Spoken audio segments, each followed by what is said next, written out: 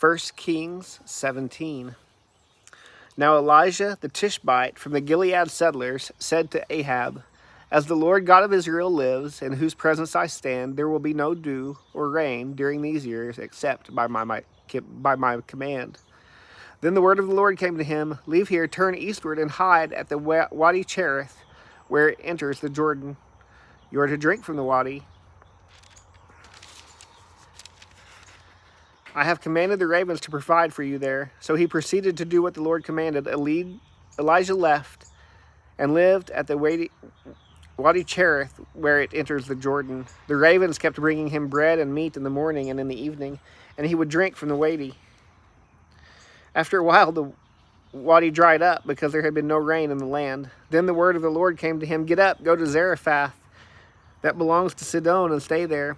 Look, I have commanded a woman who is a widow to provide for you there." So Elijah got up and went to Zarephath. When he arrived at the city gate, there was a widow gathering wood. Elijah called to her and said, "Please bring me a little water in a cup and let me drink." As she went to get it, he called to her and said, "Please bring me a piece of bread in your hand." But she said, "As the Lord your God lives, I don't have anything baked, only a handful of flour in the jar and a bit of oil in the jug. Just now I am gathering a couple of sticks in order to go prepare it for myself and my son so we can eat it and die." Then Elijah said to her, "Don't be afraid. Go and do as you have said, but first make me a small loaf from it and bring it out to me. Afterward you may make some for yourself and your son, for this is what the Lord God of Israel says. The flour jar will not become empty, and the oil jug will not run dry until the day the Lord sends rain on the surface of the land." So she proceeded to do according to the word of Elijah. Then the woman Elijah and her household ate for many days.